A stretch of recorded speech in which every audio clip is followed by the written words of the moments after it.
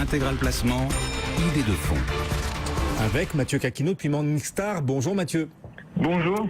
Pas mal d'auditeurs, Mathieu, qui nous demandent comment investir dans les émergents, à travers quels fonds. C'est vrai que les émergents ont plutôt tendance à surperformer depuis le début de l'année. Ils affichent des performances appétissantes, on va dire.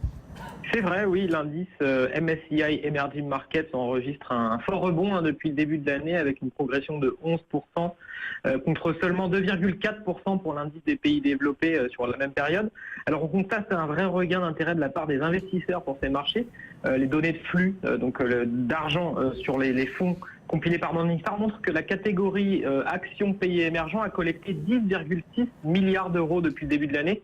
C'est impressionnant, c'est l'une des plus fortes collectes, toutes catégories confondues cette année. Qu'est-ce qui explique, Mathieu, ce retour de l'appétit pour les marchés émergents ?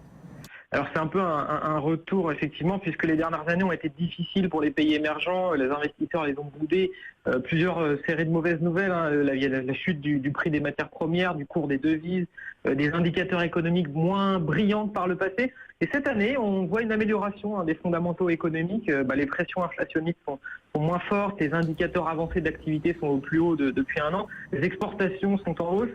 Mais en fait, c'est surtout sur le long terme que ces marchés sont intéressants pour les investisseurs, puisque les perspectives économiques des pays en développement sont vraiment prometteuses sur le long terme, notamment à travers des taux de croissance potentiels des PIB qui devraient persister pour les années à venir.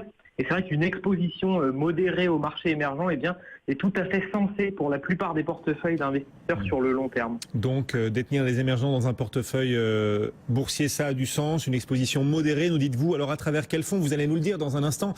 Oui. Avant cela, il y a des précautions à prendre avant de mettre un doigt dans ces émergents quand même, Mathieu. Oui, tout à fait. Les marchés émergents, c'est des marchés qui sont volatiles, on l'a vu ces dernières années. Rappelons par ailleurs aussi que les pays émergents présentent des risques politiques, on l'a vu récemment en Turquie. Ils n'ont pas aussi le même degré de protection et de respect des intérêts des investisseurs que les places boursières des pays développés. Dans ce contexte, il faut faire attention à ne pas empiler les risques. Par exemple, les investisseurs doivent regarder qu'ils n'ont pas déjà dans leur portefeuille une exposition aux pays émergents, notamment à travers des fonds d'action internationale. Il y a des fonds sectoriels aussi, il y a l'énergie aux matières premières qui offrent aussi une exposition à ces pays émergents. Et puis enfin, on constate, c'est vrai que souvent que les investisseurs ont tendance à vendre et à acheter au mauvais moment ces fonds des pays émergents. Pour bénéficier de la performance de cette classe d'actifs, il faut vraiment viser le long terme et ne pas céder à la panique au moindre soubresaut. Et alors justement, pour ceux qui seraient convaincus, qui ont envie de s'y exposer à ces pays émergents, quels sont les fonds les plus appropriés en ce moment, ceux que vous pourriez même conseiller chez Morningstar, Mathieu? Oui, on peut citer le fonds Magellan, notamment un noté Gold. C'est l'un des meilleurs à notre avis pour investir dans ces pays-là. C'est un fonds qui a d'excellentes performances, une bonne maîtrise du risque sur le long terme grâce à une stratégie disciplinée qui vise des sociétés de croissance et de qualité.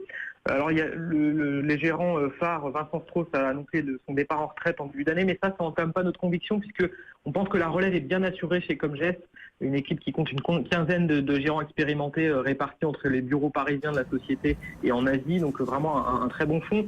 On peut aussi citer le fonds Aberdeen Global Emerging Markets, noté Silver, là aussi une bonne option avec une équipe expérimentée. La plupart des membres de cette équipe ont passé la majorité de leur carrière chez Aberdeen et ça c'est un vrai point fort. Et puis pour finir, le fonds Robeco Emerging Stars, aussi un bon choix. Là, la stratégie d'investissement repose en premier lieu sur la sélection des pays avec les meilleurs fondamentaux. Par exemple, actuellement, l'équipe favorise la Corée du Sud, la Chine et l'Inde. C'est un fonds à l'inverse qui est peu présent sur l'Amérique latine. Cette stratégie, sur les 10 dernières années, elle a très largement dépassé ses concurrents et l'indice. Des résultats qui nous démontrent donc la justesse des vues de l'équipe sur les pays. C'est un fonds qui est noté Silver par notre équipe d'analystes. Voilà, 3 fonds notés positivement par Morningstar, donc chez Aberdeen, vous le disiez, Magellan également, et vous nous disiez le tout dernier, Mathieu, c'était Robeco Emerging Stars. Voilà, Robeco Emerging Stars, c'est ça, voilà, c'est concret, c'est pratique, c'est tous les jours dans Intégral Placement, des idées de fonds de gestion dans lesquels investir.